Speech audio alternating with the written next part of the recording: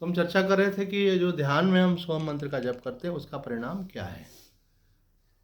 तो कुछ लोग क्या चाहते हैं कि नहीं, हमारे जीवन में उदासीनता नहीं आए, निर्लिप्तता नहीं आए, हमारे जीवन में प्रेम, हमारे जीवन में रस आए। तो कहते हैं फिर आप इस मंत्र का जप मत कीजिए, इसकी बजाय आप भगवान के किसी नाम का जप कीजिए। आप नमः शिवाय का जप करो, राम राम का जप करो, ऐसे आपको जो भी भगवान प्रिय लगते हैं उनका नाम जपो आप, अथवा उनका जो मंत्र गुरु जी ने दिया वो जप। तो कभी कभी ऐसा भी कहा जाता है कि भाई ये प्रणव आदि मंत्र जो है ये गृहस्थ आश्रम में नहीं जपना चाहिए। तो शंकराचार्य जी ने भी कहा है इस बात को, आदि शंकराचार्य जी ने। तो वेदांत संप्रदाय में इसका स्वीकार है ऐसा नहीं है, बल्कि जो वैष्णव संप्रदाय है उसमें भी स्वीकार है इस बात का। बोले क्यों नहीं करना चाहिए? बोले अगर आप उदासीन हो जाओगे तो परिवार के जो संबंध हैं उनमें आपका जो एक आकर्षण है वो समाप्त हो जाएगा। तो आप ड्यूटी तो करेंगे कर्तव्य भाव से, लेकिन एक उन लोगों को चूँकि सबको तो ज्ञान है नहीं, तो उनको फिर ऐसा महसूस होने लगा, अरे हमको वो प्रेम नहीं मिल रहा है, वो अपनापन नहीं मिल रहा है।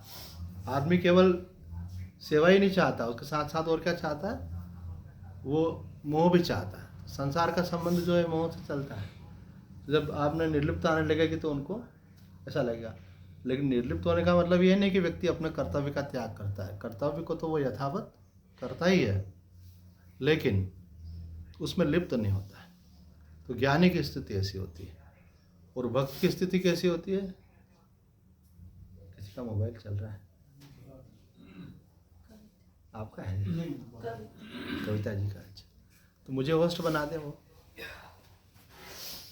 तो ज्ञानी की स्थिति इस प्रकार की है कि जैसा गुरु नानक देव जी ने कहा है,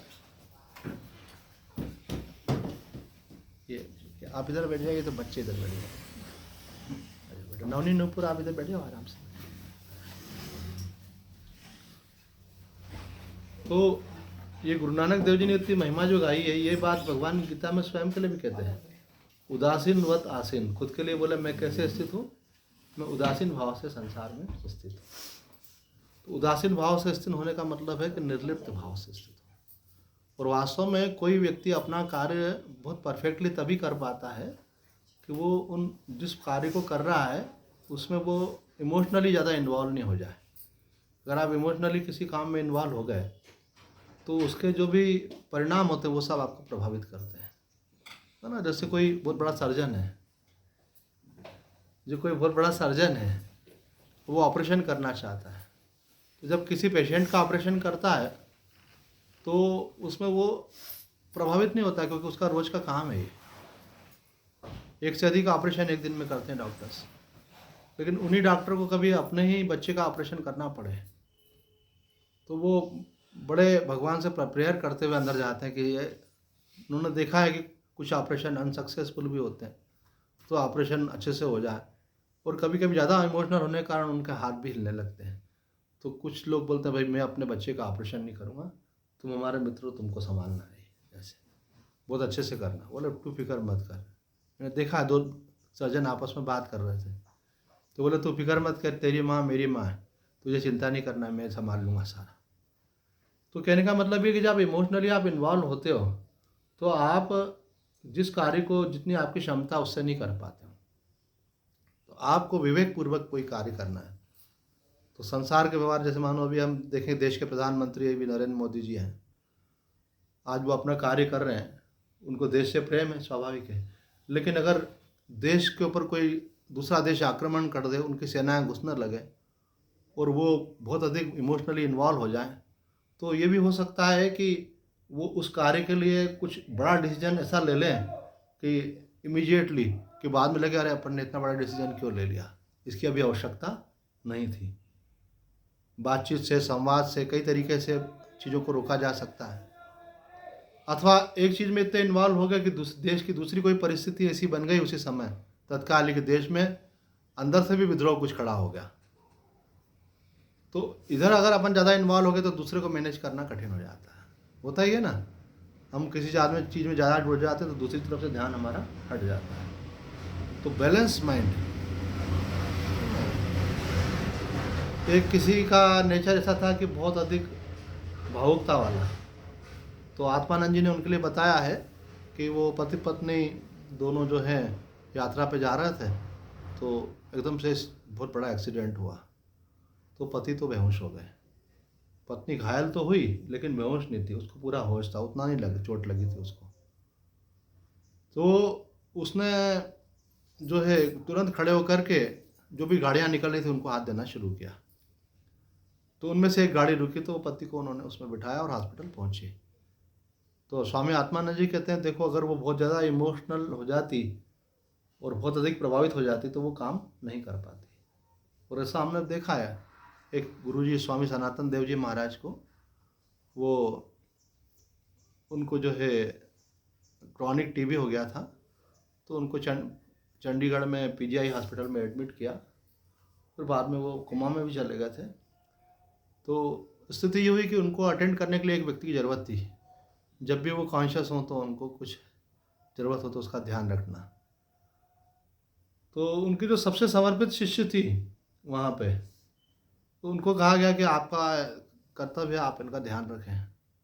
तो वो बोले कि मैं बिल्कुल करूँगी। और वो जैसे वहाँ गई और देखा कि स्वामी जी को तो ऑक्सीजन भी चढ़ा हुआ है, स्वामी जी को तो दवाई देने के लिए भी नली डाल रखी गले के अंदर से, और डॉक्टर आके चेक करने के लिए वो पैरों में जो है चुभाते थे। तो वो आते से रोने लग गए, अरे स्वामी जी को क्या होगा, स्वामी जी को क्या हो गया।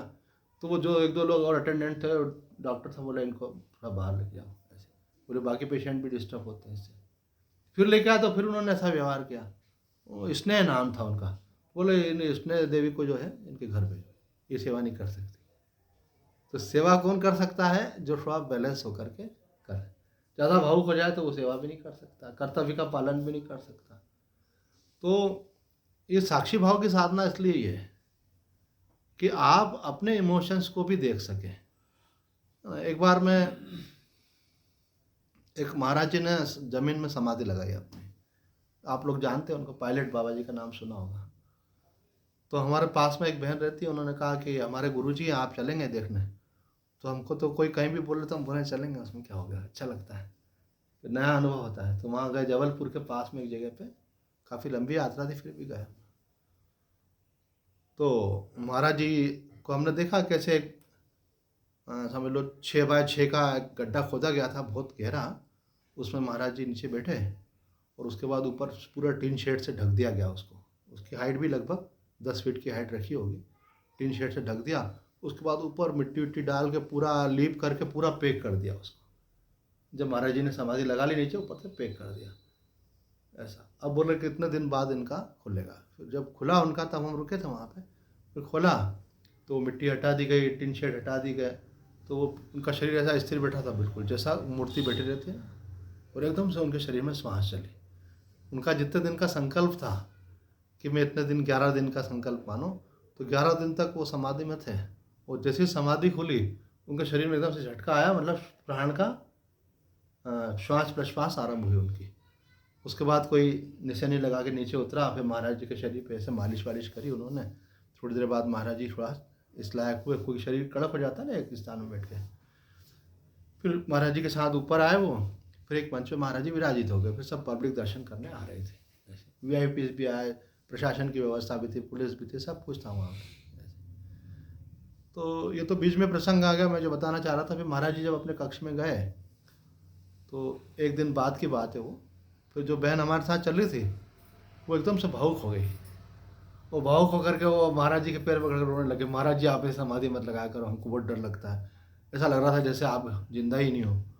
वो तो रोने लगे, और रोते ही जाए, वो आंखें लाल कर लिए, ऐसा हालत। तो महाराज जी ने कहा कि तुम क्या, अपने तुम्हारे मन पे तुम्हारा कंट्रोल नहीं है, तुम है ना, मन तो तुम साधक कैसे हो। साधक का तो ये रहता है मन पे विजय प्राप्त करना, तुम तो उसके साथ इतनी भावुक हो गई। तो ठीक है, गुरु भक्ति अपनी जगह है, उनकी तो साधना है। फिर मैंने पूछा भी था, महाराज जी आप जब समाधि लगाते हो तो आपको क्या अनुभव होता है। तो समाधि के कई प्रकार रहते हैं। तो कई लोग तो ऐसा समझते हैं जड़ समाधि होगी। एग्जैक्टली उनकी जड़ समाधि भी नहीं थी। जड़ समाधि में तो कुछ बोध नहीं रहता है, लेकिन वापस से उस समय जैसे कोई गहरी निद्रा में चला जाता है, बेहोशी में जाता है ना, तो उसको कुछ बोध नहीं रहता, फिर वापस जागता है तो जिस थॉट को लेके गया होता है उसी थॉट को लेकर के बाहर आता है। तो रमन महर्षि ने उसको क्रिटिसाइज किया है। महर्षि जी कहते हैं समाधि से क्या फ़ायदा। वो समाधि ऐसी होती है कि एक व्यक्ति ने ऐसी समाधि लगाई और घोषणा की कि भाई मैं 21 दिन की समाधि लगाऊंगा। तो वहाँ राजाओं का समय था, तो राजा ने बोला पूरी व्यवस्था दी जाएगी, सुरक्षा दी जाएगी, और अगर आप सचमुच में समाधि आप सक्सेसफुली लगाते हैं तो आपको उसके बदले में बहुत बड़ा राजा की तरफ से पारितोष दिया जाएगा। तो उनका भावना भी यही थी। तो 21 दिन बाद जब उनकी समाधि खुली तो उन्होंने कहा 21 दिन पूरा मैंने समाधि लगाई, कहीं उठ के नहीं गया, न कोई पानी पिया, न कोई है ना कोई कार्य किया, न लघु शंका की, तो अब मेरा पारितोष मिलना चाहिए मुझे। तो रमन महर्षि जी कहते हैं कि वो पारितोष की इच्छा से गए थे और लौटते से ही वो इनाम की इच्छा से लौट के आए। बोले समाधि से क्या फ़ायदा, वासना है तो वही की वही बनी रहे। वो जड़ समाधि कहलाती है, प्राणों को बलपूर्वक रोक लिया जाता है। लेकिन जो पायलट बाबा ने बताया वो जड़ समाधि नहीं थी। पायलट बाबा ने जो बताया, उन्होंने कहा कि हम इस शरीर से निकल जाते हैं, उनका सूक्ष्म शरीर ही इस शरीर से बाहर निकल जाता है। और बोले स्थूल शरीर जो होता है ना, वो तो किसी कार्य को करने की अपनी क्षमता रखता ही है, लेकिन सूक्ष्म शरीर की क्षमता उससे अधिक होती है, उसकी गति भी अधिक होती है। हमारा एक मित्र भी सूक्ष्म शरीर से निकलता था, तो वो बोले मैं तिब्बत तक होकर के आया, मैं कहाँ कहाँ तक होकर आया, मैं सिद्धों के दर्शन करके आया। तो इस शरीर से निकलने के बाद ऐसे जिन लोगों को ये विद्या आती है, आदि शंकराचार्य जी को भी आती थी, वो उनकी जीवनी में आता है, तो कोई बहुत बड़ी बात नहीं है। वो कोई करना चाहे तो कुछ दिन की साधना के बाद वो हो पाती है। वो साधना भी हमको मालूम है कैसे की जाती है। तो शरीर से निकल करके फिर वो, अभी आपको यहाँ से मानो नेपाल जाना है, तो आपको लगा अरे कौन टिकट कराएगा, कैसे जाएंगे, क्या करेंगे। और वहाँ पे सूक्ष्म में स्थित जो हिमालय में सिद्ध संत हैं, उनके दर्शन करने हैं, वो तो स्थूल शरीर से हो ही नहीं पाएंगे, क्योंकि वो उनके सूक्ष्म दृष्टि से उनके दर्शन होते हैं। तो उन्होंने कहा कि सूक्ष्म में फिर हम कार्य करते हैं, लोक कल्याण के कार्य हम सूक्ष्म जगत में जा करके करते हैं, इसलिए समाधि लगाते हैं। हमारा उद्देश्य कोई प्रदर्शन या प्रभाव जमाना नहीं है, बल्कि हमारे पास जो सामर्थ्य रहती है उसके द्वारा हम समाज का कल्याण करते हैं। लेकिन रमन महर्षि जी ये भी नहीं कहते हैं। वो कहते हैं भाई ज्ञान समाधि इससे अलग होती है। और जो रामकृष्ण परमहंस को जो समाधि लगती थी ठाकुर को, और जो माँ आनंदमयी को लगती थी भाव समाधि, वो भी अलग थी, है ना। एक जड़ समाधि हो गई, एक प्रकार से उसको अपन शरीर से निकलने की समाधि हुई। और तीसरी भाव समाधि। भाव समाधि में क्या होता है, भगवान के प्रति इतना प्रेम होता है, इतना प्रेम होता है, इतना प्रेम होता है, एक चीज़ जब एक एक्सट्रीम से आगे निकल जाती है तो उसका कुछ अन्य परिणाम होता है, तो उनको देह की विस्मृति हो जाती है एकदम से, और उनके भगवान के प्रेम में वो एक परम आनंद की अवस्था में स्थित हो जाते हैं। भाव समाधि वाले संतों को भी हमने देखा अपने आंखों से। तो उनके शिष्य से बोला, मैंने कहा महाराज जी का क्या होगा, अभी तो आंखें बंद कर ली और ऐसे परम आनंद में चले गए, तो कब तक होगा ऐसा, हम तो दर्शन करने आए हैं। ऐसे पुष्कर की बात है।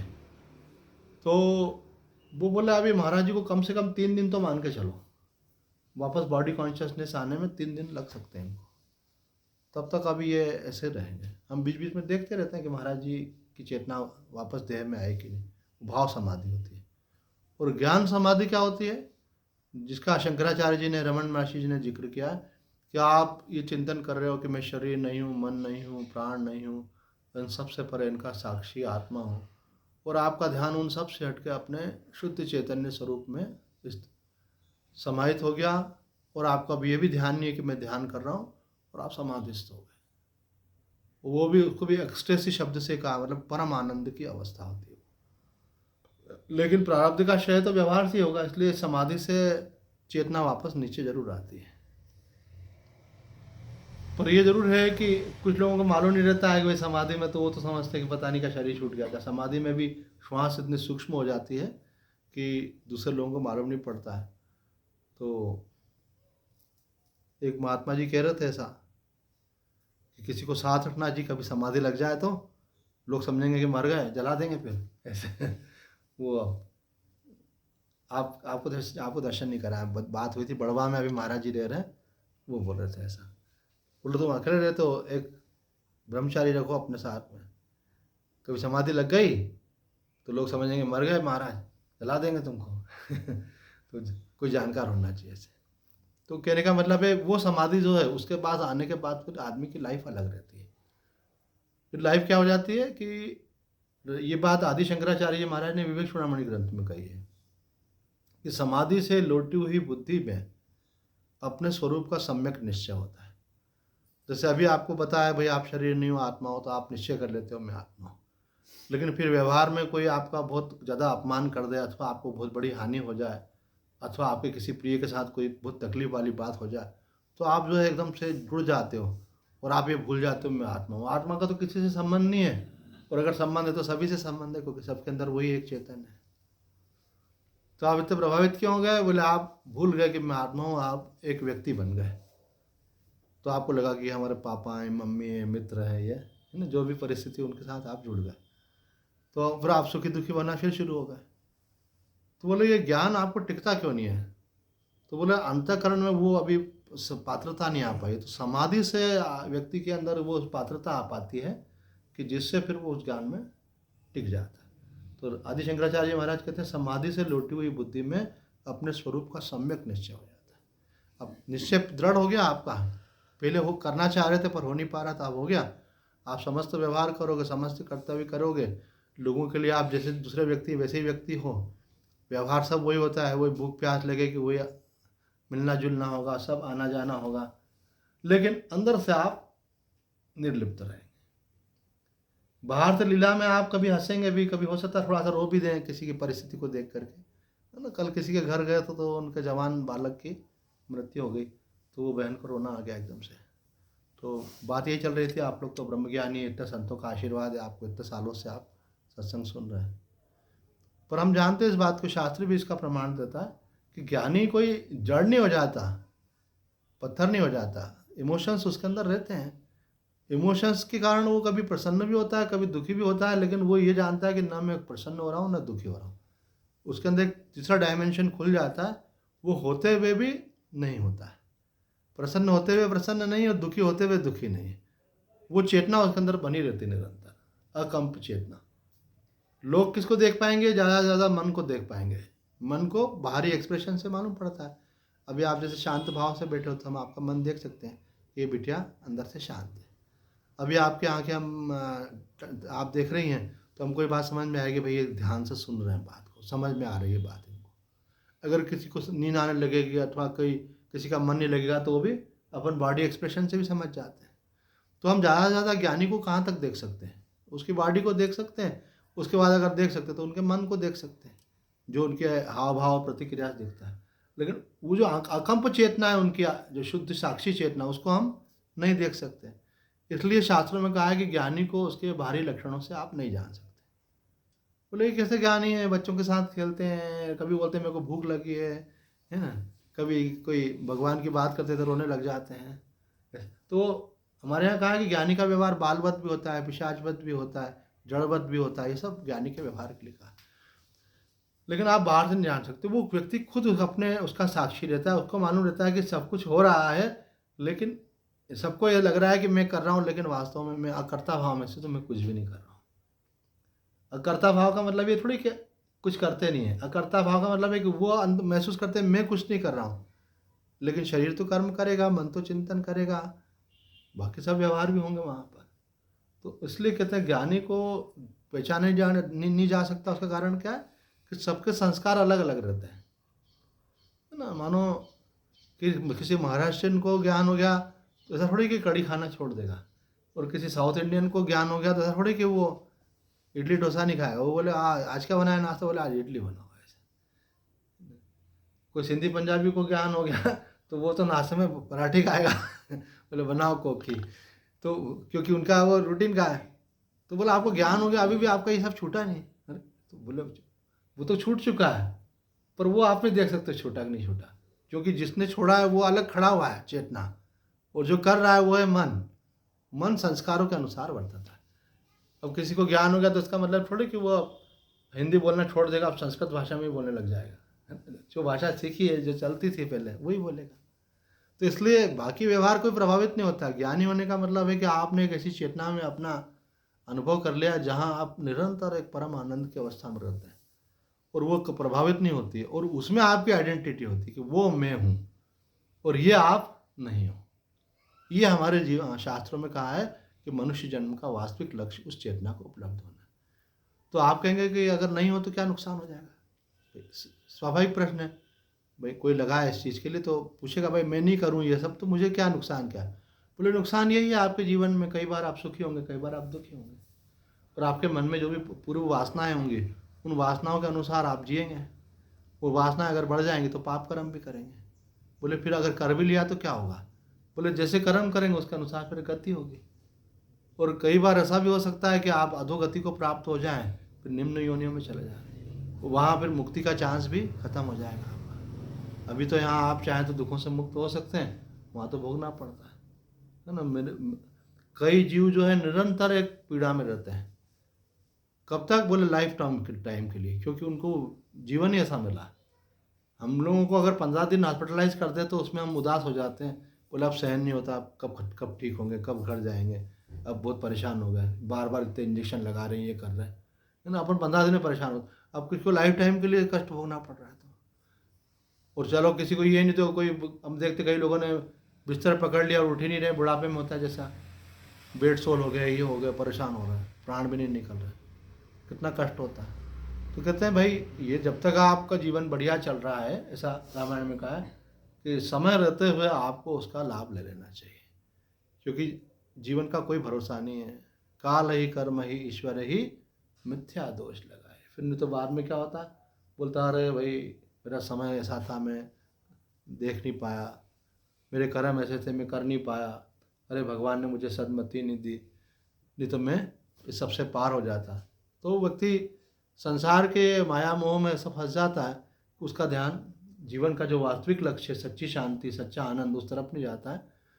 और ये तो पक्की बात है कि अगर आपको आत्मज्ञान नहीं हुआ तो रिटर्न टिकट तो बना ही हुआ है आपका, है ना। किसी ने माँ से पूछा, माँ आनंदमयी से, कि माँ हमारा रीबर्थ होगा कि नहीं होगा, बोले बेटा सभी का होता है। जिसको भी आत्मज्ञान नहीं होता है, जिसको भी भगवत शरणागति प्राप्त नहीं होती, उसका रीबर्थ होता है। तो बोले कैसा होगा, तो बोले तुम खुद ही अनुमान लगा लो, तुमने कितने पुण्य किए हैं। पुण्यात्मा तो बहुत थोड़े से लोग होते हैं जो दूसरे के दुख में दुखी होते हैं, दूसरे का भला करना चाहते हैं, समाज का, राष्ट्र का, मानवता का, ऐसी संख्या बहुत कम होती है। ज़्यादा लोग तो अपने सुख की, सुरक्षा की व्यवस्था में लगे रहते हैं, संग्रह में लगे रहते हैं। संग्रह से क्या होता है, प्रभाव रहता है लोगों के ऊपर कि मेरे पास इतना कुछ है, सेवा में तो खर्च हो जाता है। तो अहंकार की तुष्टि तो इसमें होती है, नहीं मेरे पास इतना है, तो अभिमान के लिए आदमी बहुत संग्रह करता है। मृत्यु के साथ सब यहीं छूट जाता है। छूटने के समय भी वेदना होती है कि मैंने बड़ी मुश्किल से इसको अर्जित किया, सब काले पीले करके, और देखो सब यहीं छोड़ के जाना पड़ रहा है। तो इस तरफ ध्यान, कितने लोग सेवा करना ही बड़ा कठिन रहता है। कर्तव्य पालन भी लोग नहीं कर पाते अपना। भाई आपके साथ दो प्राणी, तो 4 प्राणी आपके साथ रहते हैं, वो आपसे सुखी रहें, उनको आप प्यार दो, अपनापन दो, तो समाज को क्या दोगे भैया। अभी तो साथ वालों को नहीं दे पा रहे हो आप। सबसे पहले शुरुआत तो घर से ही होती है ना। अगर आप अपने पापा को, मम्मी को प्यार नहीं कर रहे हो तो अपनी सहेलियों को कहाँ से करोगे। ये तो आपके लिए बहुत कुछ कर रहे हैं, वो तो अभी कुछ कर नहीं रहे हैं, तो आप अपने साथ वाले आपसे खुश नहीं हो पाते। बोले आप स्वामी जी साथ वालों की बात करें, हम अपने आप से खुद ही खुश नहीं हैं। होता यही है, आदमी खुद खुश नहीं होगा तो दूसरे को खुशी कैसे देगा। तो खुद खुश क्यों नहीं है, उसके मन की जो इच्छाएं हैं वो उसको खुश नहीं होने देती है। वो जो चाहता है वो नहीं होता, उस कारण दुखी होता है। इसलिए सत्संग की जरूरत है कि आप अपनी चाहनाओं से उड़ जाओ और आप जो है, जो उचित है उसका प्रयत्न करो। आप भगवान को शरणागत हो जाओगे तो आपको लगेगा जो हो रहा है इसमें भी कोई भगवान की कृपा है, भला है, और आपके अंदर उसको लेकर स्वीकृति पैदा होगी। उस जो हो रहा है उसको लेकर के आप में ऐसा दिखेगा, अरे ये तो जो हम चाह रहे थे उससे अच्छा है, ये उससे बेहतर है।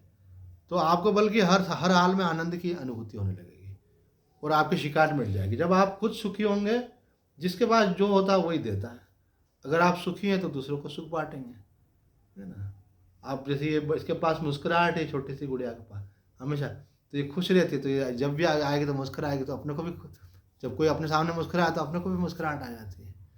तो जिसके पास जो होता है वही देता है ना। डॉक्टर के पास चिकित्सा का ज्ञान होता है तो स्वास्थ्य लाभ देता है। शिक्षक के पास विद्या होती है तो बच्चों को विद्या दान देता है। तो अगर आपके पास शांति होगी, अगर आपके पास आनंद होगा, आपके पास प्रेम होगा, तो आप संसार को वही बांटोगे, है ना। आप भी बोल रहे थे मेरा तो मन ऐसा होता है संसार को सबको प्रेम दो। जब अपना आदमी अपने से स्वार्थ भाव से उठता है तो ये सब स्वाभाविक जागृतियाँ होती हैं। क्योंकि ये ईश्वरीय चेतना में होता है। जब जीव चेतना से व्यक्ति उड़ जाता है तो ईश्वरीय चेतना में यही भाव है, सर्वे भवन्तु सुखिनः, सर्वे सन्तु निरामया, कि सब सुखी हों, सभी स्वस्थ हों, सर्वे भद्राणि पश्यन्तु, सबका कल्याण हो, और संसार में माँ कश्चित् दुख भाग भवेत्, संसार में किसी को दुख नहीं हो। तो आप अगर अपने तनाव से, अपने चिंता से बाहर आना चाहते हैं, अगर अपने अशांति से बाहर आना चाहते हैं, तो कोई मार्ग है ही नहीं। ये दो ही मार्ग हैं, या तो भक्ति का या तो ज्ञान का। भक्ति मार्ग से आप असंग हो सकते हैं, ज्ञान मार्ग में आप भगवत प्रेम में अपने अहंकार को समर्पित कर सकते हैं, और जीवन के प्रति एक एक्सेप्टेंस आपके अंदर पैदा होता है, जो है सो है। किसी ने बोला भाई यहाँ बैठो, चलो उठ कर किधर बैठ जाओ, बोला ठीक है, पहले कहाँ बैठे थे आप? यहाँ पे। मैंने क्या बोला? वहाँ बैठ जाओ। अभी मुस्कुरा रही है, पर अंकल ने क्या बोला आपको? इधर। तो आपका मन खराब है क्या? अभी खुश है? खुश क्यों? क्योंकि इन्होंने ईगो पे लिया ही नहीं। इन्होंने बोले क्या मेरे को फुटबॉल समझाएगा, कभी बोलते उधर कभी इधर, है ना। और कोई बड़ा आदमी हो ऐसा, उसको बोल दो तो बोला मैं जा रहा हूँ। ये कोई तरीका है क्या? मेरे से सीट चेंज करते रहते हो ऐसे। तो अरे भाई व्यवस्था है, ठीक है, अभी पति पत्नियाँ हैं, इनको इधर बिठा देते हैं, है ना। तुम छोटे बच्चे हो, हमारे पास बैठ सकते हो, बुढ़िया हो हमारी, तुम तो बस पास में बैठ गए। तो आदमी बल्कि खुद होकर के दूसरे की हेल्प करता है, जिसमें विनम्रता होती है, प्रेम होता है। और अहंकार होती है तो कड़क हो जाता है आदमी। हेल्प तो दूर की बात रही, कोई हेल्प मांगे तो भी उसको डांट के भगा देगा, वो ऐसे सहयोग नहीं करेगा। तो ज्ञान मार्ग जो है वो आपको बताएगा कि ये शरीर केवल सेवा के लिए, इसके साथ मेरा कोई डायरेक्ट संबंध नहीं है। भक्ति मार्ग बताएगा कि मुझे तो भगवान की का यंत्र बन के रहना है, भगवान जैसा चलाए वैसा चलना है। तो साधक जो है, कितना टाइम बाकी है?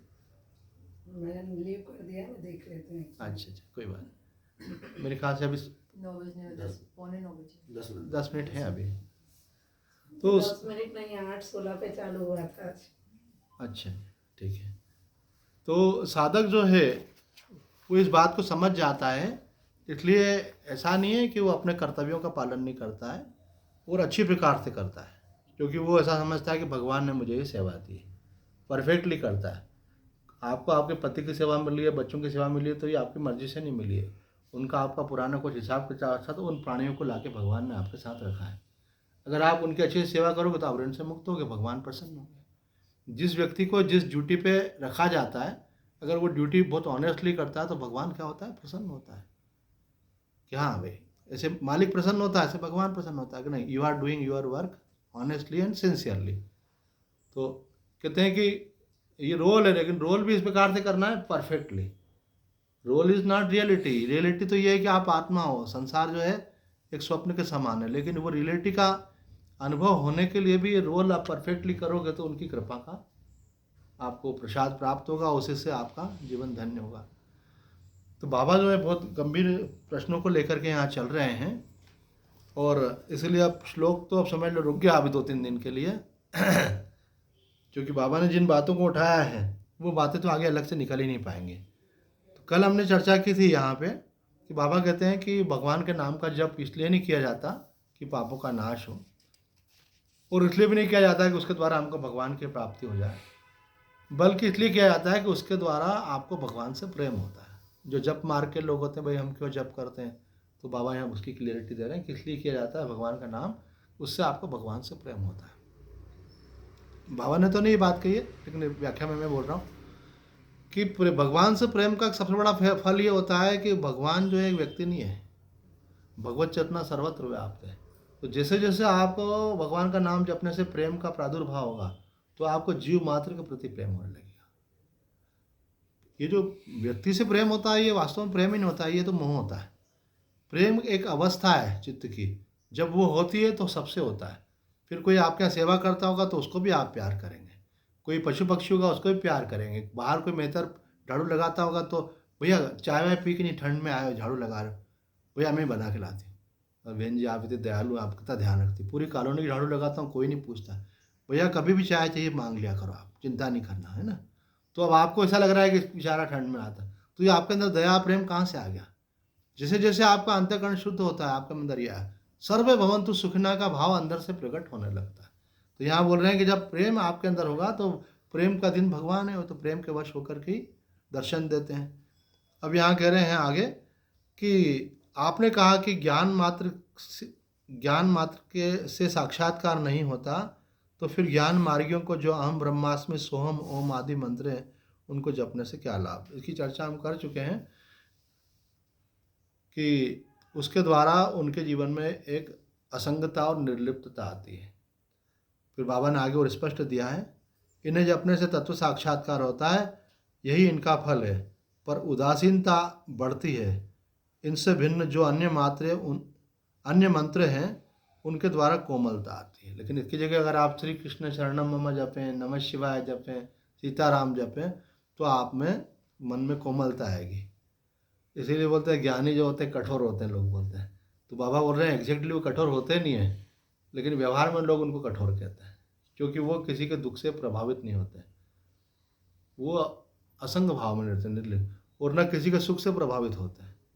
वो विवेक उनका जगा रहता है। दुखी व्यक्ति को वो सांत्वना देंगे, प्रेम से समझाएंगे, पर उनके साथ वो दुखी नहीं हो जाएंगे, है ना। कोई बहुत दुखी व्यक्ति के पास आप जाओ और दुखी होकर के निकल कर के आओ, तो लोग बोलेंगे देखो इनको कितना प्रेम है, कितने संवेदनशील है। और ज्ञानी जाएगा, उपदेश बहुत बढ़िया दे के आएगा, लेकिन बाहर निकल के आएगा फिर सामान्य ऐसे, माँ शांत होकर के बैठेगा पर प्रभावित नहीं होगा। तो लोग समझते हैं कि है ना, सामान्य व्यक्ति क्या चाहता है, हम दुखी हुए तो हमारे दुख में दूसरा व्यक्ति भी दुखी हो जाए, तो प्रेम है हमारा, वो दुखी नहीं हो तो अरे वो बोला अकल सिखा रहे हैं, ऐसा नहीं कि वो 2 आंसू हमारे साथ वो भी बहा लेते हैं, है ना। हम उनके सिर पे कंधे पे जो ऐसे रख के थोड़ा सा एक सांत्वना का अनुभव करते हैं। उन्होंने तो कुछ ऐसा बोला ही नहीं कि हम इमोशनल हो पाए।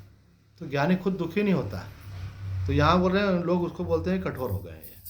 वो कठोर नहीं होते, वो उदासीनता का उनका भाव है। अब यहाँ बोले यदि उदासीनता या कठोरता बढ़ती है तो इन्हें जपने से क्या लाभ। तो बाबा उत्तर देते हैं, उदासीनता बुरी नहीं है।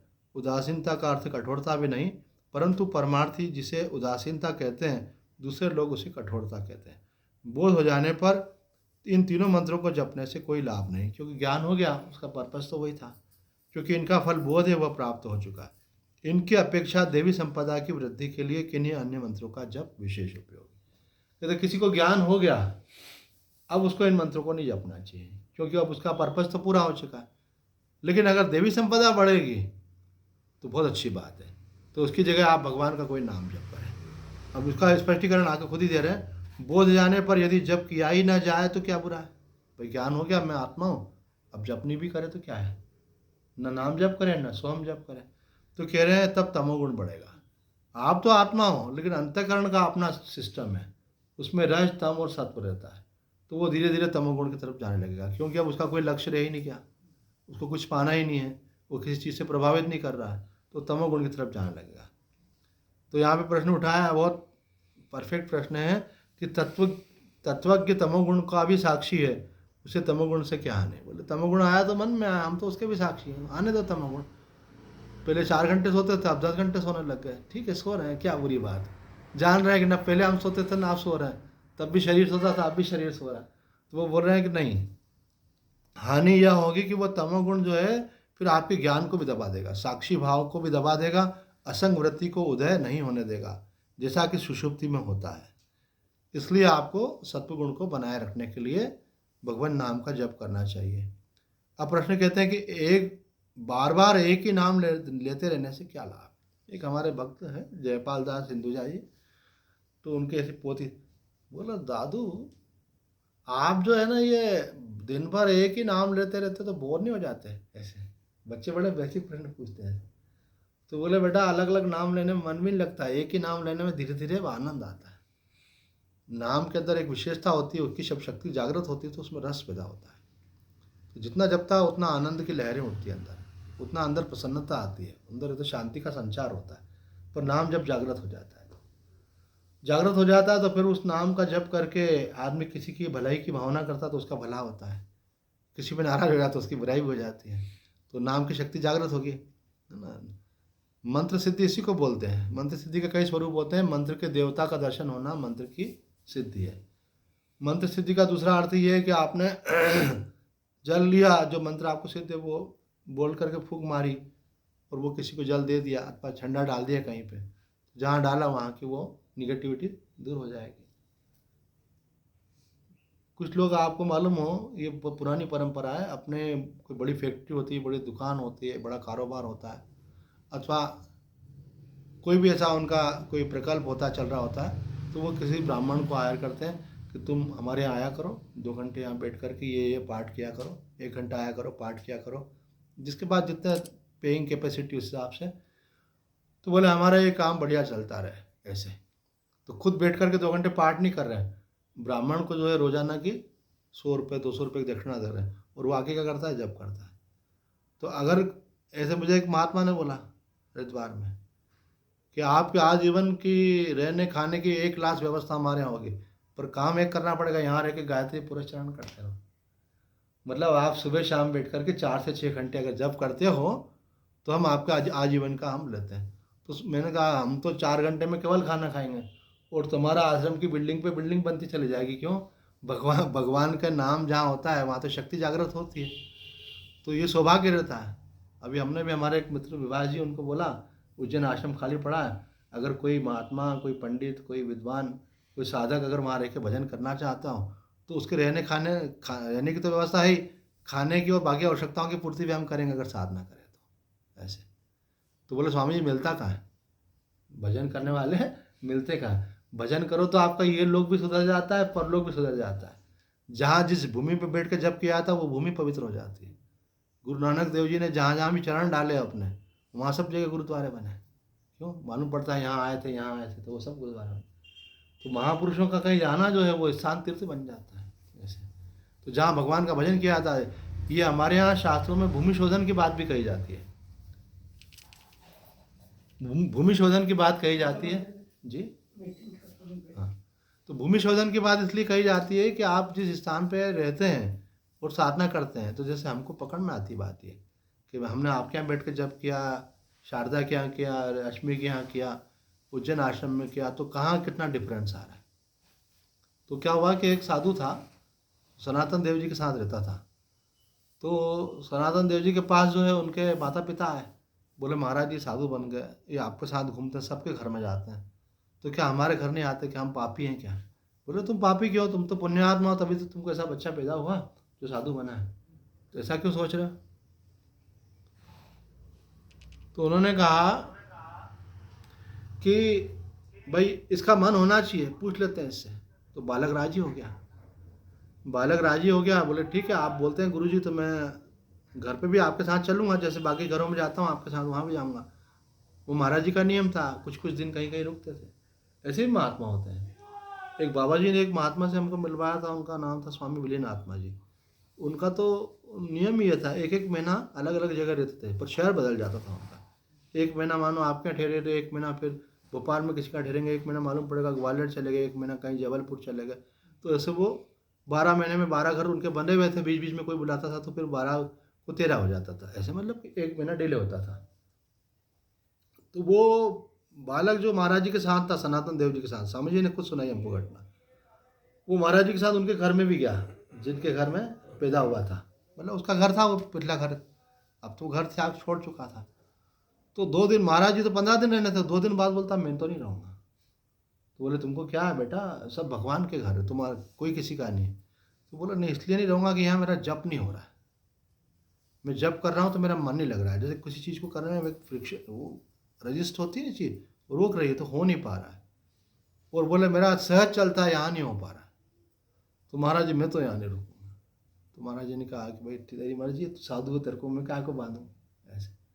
तो खास बात यह है कि आपका भजन होना चाहिए, भजन होगा तो कल्याण होगा, मन को शांति मिलेगी। खुद से नहीं होता है, और अगर आप बहुत, आपके पास भगवान ने रुपया दिया तो करवाओ किसी से, वो आपके पारिश्रमिक दे रहे ना, देखो उसने आपके लिए मेहनत करी तो उसका फल किसको मिलेगा? आपको मिलेगा। आपने उसको उसके बदले में धन दे दिया। हो सके तो खुद करना चाहिए, सबसे अच्छा तो वही मानते हैं। कोई इमोशनली जुड़ा हुआ है वो व्यक्ति करे तो उसका ज़्यादा प्रभाव पड़ेगा, है ना। परिवार का ही कोई व्यक्ति करे तो ही पड़ेगा, नहीं कर सकते तो ब्राह्मण से कराने का भी सिस्टम है ऐसे। और अगर कहीं ऐसे वातावरण में आप जाकर के बैठेंगे भी तो आपके मन को शांति मिलेगी। और अगर आप अपने घर में बैठे और आप कुछ चिंता कर रहे हैं तो वो वाइब्रेशन बन जाएंगे। पहले आपने वाइब्रेशन पैदा की, फिर वाइब्रेशन आपके अंदर उगाएंगे, है ना। पहले आपने डर के वाइब्रेशन बनाए, फिर वो वाइब्रेशन आपके अंदर डर पैदा करेंगे। आपने प्रेम फैला दिया अभी आप कितने थके हुए हो, कोई एक कमरा आपने बना रखा है, वहाँ बैठ के मेडिटेशन करते हो, तो जैसे आप उस कमरे में जाओगे आपकी भाव दशा बदल जाएगी एकदम से, क्योंकि वहाँ वाइब्रेशन वैसा है। तो इसलिए बोलते हैं अपने घर में भी कोई एक कमरा, एक स्थान ऐसा बनाना चाहिए जहाँ देव स्थान हो, वहाँ बैठ करके वहाँ से आने जाने वाला रास्ता नहीं होना चाहिए, बल्कि ऐसा कोना होना चाहिए। जरूरी नहीं आपके पास कोई कंप्लीट रूम ही हो, लेकिन रूम का कॉर्नर हो, कॉर्नर में जब भी जाएंगे तो नहा धो करके जाएंगे, उस आसन पे नहा धो करके बैठेंगे, जो भी बैठेगा वहाँ पे उसी हिसाब। भले छोटा सा ईशान कोण में बना हो आपका कोई भी तो बहुत बढ़िया बात है, पूर्व में हो, नहीं हो तो उत्तर में हो, वो भी नहीं हो तो पश्चिम में हो, और दक्षिण की तरफ नहीं हो बस केवल, है ना। तो वहाँ बैठे आप और स्थान, तो आप देखेंगे कि आप भी आओगे बैठोगे तो आपको शांति मिलेगी, है ना। जैसे आप बाहर गर्मी में से आए, है ना, अभी तो सर्दी का मौसम है तो सर्दी का ही दृष्टांत दे, जैसे आप सर्दी में कहीं से आए और जिनके आए उन्होंने हीटर जला रखा, तो बाहर तो आप ऐसे करके आए, अंदर बड़ा आराम मिल रहा है। क्यों मिल रहा है? क्योंकि ठंड दूर हो गई आपकी। तो ऐसे अपने मन में जो भाव होता है वो सब वहाँ दूर होकर के आपको शांति मिलती है। रमन महर्षि जी ने कहा कि संत की भी पहचान ये है, हर चीज़ की टेस्टिंग होती है ना, बोला कि संत का टेस्टिंग क्या है कि जिनके पास जाने से आपको शांति का अनुभव हो वो संत है। बोले लोग वहाँ से उठना क्यों नहीं चाहते हैं? बोले उठना भी इसलिए चाहते हैं उनको वहाँ शांति का अनुभव होता है। तो संस्कार कुछ मैच करते हो तो अब एकदम अपोजिट संस्कार हो तो आप उसको सत्संग में लाओगे तो भी नहीं आएगा वो, पर थोड़ा संस्कार हैं धर्म के आध्यात्म के तो उनको लगेगा कि हाँ वहाँ जाने से शांति का अनुभव होता है। धीरे धीरे फिर क्या होता है कि हमको पकड़ भी होने लगती है, ये चीज़ों की समझ भी आने लगती है कि कैसे हमारे जीवन में परिवर्तन होता है। और वैसे भी सत्संग तो ऐसा माना जाता है, संतों का संग ऐसा माना है कल्प वृक्ष है। कुछ मत करो, केवल आप सत्संग में जाओ, संतों के पास जाओ, आप बोलो भी मत कुछ भी, लेकिन जो आपके जीवन की समस्या होगी अपने आप सॉल्व होने लगेगी। आप देखोगे अपने आप रास्ते निकलने लगेंगे। ऐसा वो होता ही है, सभी जगह होता है, कोई एक दो जगह की बात नहीं है, सब सदा से होता है ऐसा। इसीलिए लोग मंदिर जाते हैं, इसीलिए लोग संतों के पास जाते हैं, इसीलिए सत्संग में जाते हैं। तो सत्संग में जहाँ होता है वहाँ तो कहते हैं भैया भगवान की कथा हो रही तो साक्षात हनुमान जी वहाँ पे आ जाते हैं। तो जहाँ भगवत चर्चा होती है वहाँ की निगेटिविटी अपने आप ही हट जाती है ऐसे। तो आपके जब स्थान की निगेटिविटी हटती है तो आपके मन की क्यों नहीं हटेगी? मन की चिंता है, मन का भय, मन का तनाव, वो अपने आप दूर हो जाता है। इसलिए सत्संग की महिमा इतनी बताई है, शास्त्र की कथा है कि विश्वामित्र जी और वशिष्ठ जी इनका आपस में संवाद हुआ। तो उन्होंने कहा कि मैंने जो है इतने 1000 वर्ष तपस्या की है, अब तो आयु भी इतनी नहीं होती। तो उन्होंने कहा कि मैंने तो इतनी तपस्या नहीं की, लेकिन केवल ज्ञान अर्जित किया है। वो तो ब्रह्म ऋषि थे वशिष्ठ जी। तो प्रसंग तो पूरा बताना लंबा हो जाएगा। तो उन्होंने कहा भाई अब इसका निर्णय हो जाए कि तपस्या बड़ी होती है कि सत्संग बड़ा होता है। हमने तो सत्संग और ज्ञान की प्राप्ति की है। तो उन्होंने कहा इसका फैसला आप कैसे करें? तो उन्होंने इसका फैसला बोले शेष जी से करवाते हैं। लक्ष्मण जी जो है शेषनाग के अवतार माने जाते हैं। तो शेषनाग ने कहा मेरे ऊपर क्या है, सिर पे पृथ्वी का भार है, तो मैं कोई बात तब बोलूँ थोड़ा पहले मेरे को रिलैक्स तो करो, है ना। तो पहले अभी इतना लोड लेके चल रहा हूँ। तो उन्होंने कहा कि कैसे भाई? तो उन्होंने कहा कि ये लोड जो है हमें, विश्वामित्र जी ने कहा कि मैं 100 वर्ष की तपस्या देता हूँ, इनका भार जो है हल्का हो जाए। तो भार हल्का ही नहीं हुआ। तो वशिष्ठ जी ने बोला मैं 1 पल के सत्संग का फल देता हूँ, इनका भार अभी, है ना, मानो जैसे कोई वस्तु सिर पे रखी हुई है और वो 1 मिनट के लिए यूँ हो गई तो वजन कम हो गया आप में से। बोले एक पल का मैं सत्संग का फल देता हूँ, ये भार इनका स्थिर हो जाए, कम हो जाए मतलब। तो एकदम स्थिर हो गया। बोला फैसला करो। बोला फैसले की जरूरत क्या, अभी आपने तो करवा दिया फैसला। आपने बोला सत्संग का फल और इन्होंने बोला तपस्या का फल। बोले 1 मिनट के सत्संग का फल ये है, 1 घड़ी आधी घड़ी, तुलसीदास जी कहते हैं आधी की पुण्याद, वो तुलसी संगत साध की हरई कोटि अपराध। ऐसे बोले वो खुद कुछ नहीं करते हैं, वो तो माध्यम रहते हैं, लेकिन ये शास्त्र है, ये हमारा विधान है, ये भगवत योजना है कि जहाँ उनकी चर्चा होती है वहाँ इस प्रकार से होता ही है। तो आज इतना ही कहकर अपनी वाणी को विराम देते हैं। ओम पूर्णमद पूर्णमदम पूर्णात् पूर्णमुदच्यते पूर्णस्य पूर्णमादाय पूर्णमेवावशिष्यते। ओम शांति शांति शांति। हरि ओम तत्सत्।